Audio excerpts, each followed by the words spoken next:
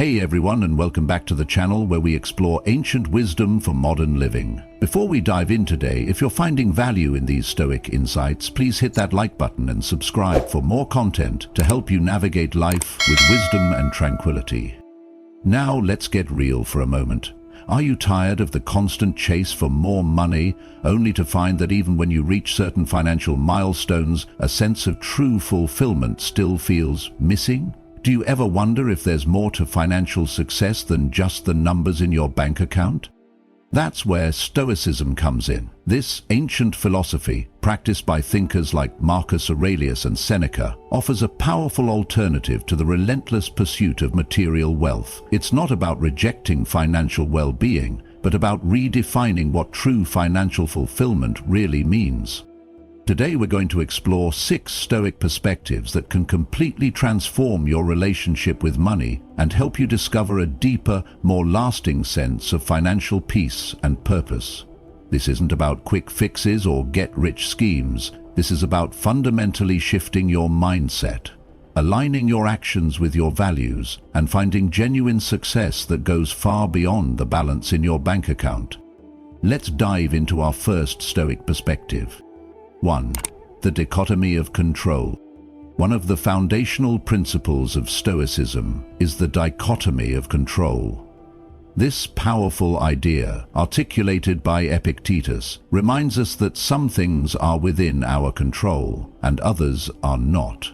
And, crucially, our happiness and tranquility depend on correctly distinguishing between the two and focusing our energy on what we can influence. Now, how does this relate to financial fulfillment? Think about it. So much of what we worry about financially is actually outside of our direct control. The stock market, interest rates, global economic events, even the actions of our employers. These are all external factors that can significantly impact our financial situation, yet we have limited power to change them. We spend countless hours stressing about these things, feeling anxious and powerless as we watch the financial news. But Stoicism asks us to pause and consider, is this worry productive? Is it bringing us closer to true financial fulfillment, or is it simply draining our energy and peace of mind? The Stoic answer is clear: focus on what you can control. What is within your sphere of influence when it comes to your finances, your spending habits, your saving strategies, your career choices, the skills you develop, the effort you put into your work, and your ethical approach to earning and managing money? These are the areas where you have agency. These are the things you can actively work on to improve your financial well-being.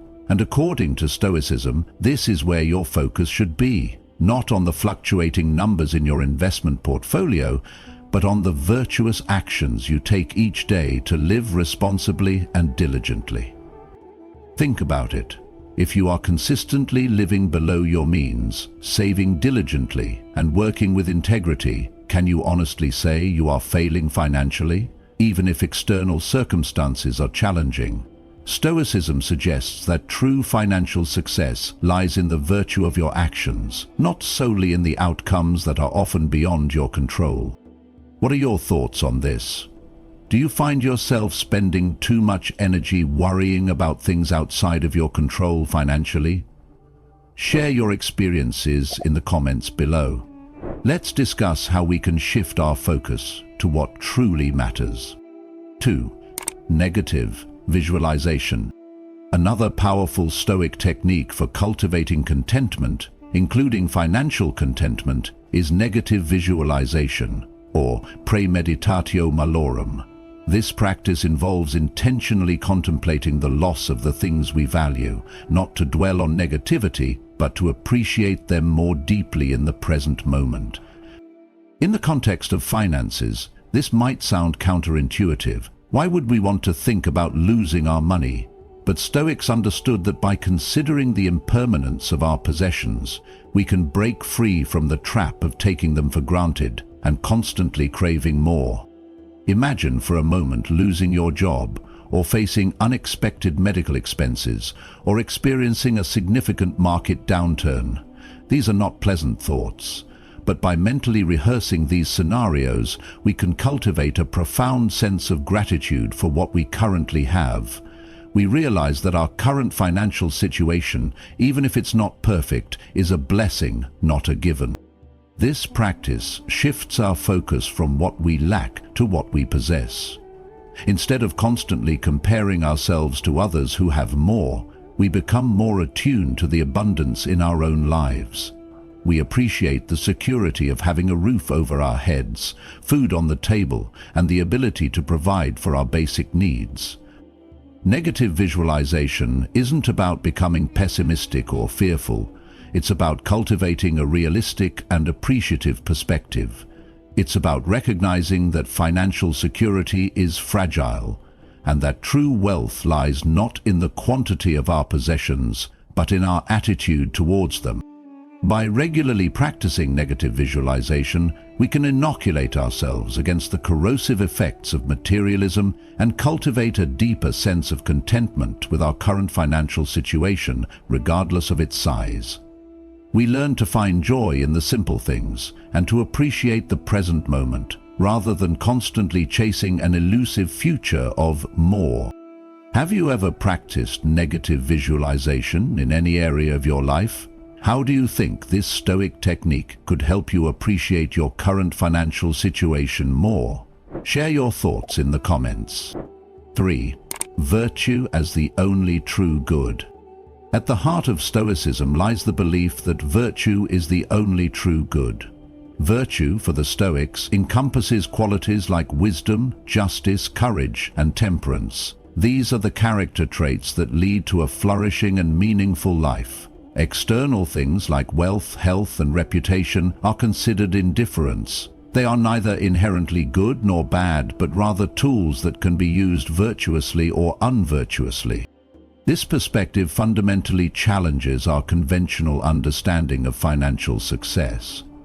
In our society, we often equate financial success with accumulating wealth and possessions. But Stoicism asks us to consider, is it possible to be financially wealthy but morally bankrupt? Can we achieve external riches while lacking inner virtue? The Stoic answer is a resounding yes. Someone can amass a fortune through unethical business practices, exploitation, or greed. They may have a lavish lifestyle but lack integrity, compassion, and wisdom. According to Stoicism, this is not true success. In fact, it's a form of failure because it prioritizes external indifference over the only true good, virtue. True financial fulfillment, from a Stoic perspective, is not about how much money you have, but about how you earn and how you use it. Are you earning your living in a way that aligns with your values? Are you treating others fairly in your financial dealings? Are you using your resources to contribute to the greater good? Are you practicing temperance and avoiding excessive consumption? These are the questions that Stoicism encourages us to ask ourselves. It's not about rejecting financial well-being, but about grounding it in virtue. It's about striving to be a good person first and foremost, and allowing our financial life to be a reflection of our virtuous character. When we redefine financial success in this way, we liberate ourselves from the endless pursuit of external validation and find a deeper sense of purpose in our financial lives. We realize that true wealth lies not in our bank accounts, but in our character. Do you agree with the Stoic idea that virtue is the only true good? How can we apply this principle to redefine our own understanding of financial success? Let's discuss in the comments. 4. The value of simple living. Stoicism often emphasizes the value of simple living. This isn't about deprivation or asceticism, but about intentionally choosing to live with less in order to gain more of what truly matters: freedom, peace of mind, and time for meaningful pursuits. In our consumer-driven society, we are constantly bombarded with messages telling us we need more things to be happy. We are encouraged to upgrade, to buy the latest gadgets, to keep up with the trends. But Stoicism offers a different perspective. that true freedom lies not in acquiring more, but in needing less. When we simplify our lives, we reduce our dependence on external things for happiness. We become less vulnerable to the ups and downs of the economy and less susceptible to the pressures of consumer culture. We free up our time and energy to focus on what truly matters: relationships, personal growth, contributing to society, and living in accordance with our values. Financially simple living can be incredibly liberating. By consciously choosing to spend less, we can reduce our financial stress, save more for the future, and potentially even work less and have more time for other pursuits. Frugality in this sense is not about deprivation, but about intentionality. It's about aligning our spending with our values and prioritizing experiences and relationships over material possessions. Stoics like Seneca often wrote about the importance of practicing voluntary hardship. This involves intentionally choosing to experience discomfort and deprivation from time to time, not because we enjoy suffering, but to strengthen our resilience and appreciate the comforts we normally enjoy. In a financial context, this might mean occasionally fasting from certain luxuries or intentionally living on a tighter budget for a period of time. By embracing simple living and practicing voluntary hardship, we can cultivate a deeper appreciation for what we have, reduce our dependence on material possessions, and find greater financial freedom and peace of mind. Do you practice simple living in any aspects of your life? What are the benefits you've experienced? How could embracing more frugality enhance your financial fulfillment? Share your thoughts in the comments. 5. Financial independence as freedom from enslavement. Stoicism views financial independence not as an end in itself, but as a means to a greater end: freedom. Freedom from being enslaved to external circumstances, freedom to live in accordance with our values, and freedom to pursue our true purpose in life. Many people today feel trapped in jobs they dislike simply because they need the paycheck to maintain their lifestyle. They are enslaved to their financial obligations, constantly chasing the next promotion or raise to keep up with their expenses. Stoicism challenges this paradigm. It suggests that true financial independence is not about accumulating vast wealth, but about having enough to live comfortably and pursue a life of virtue and purpose, free from undue financial pressure.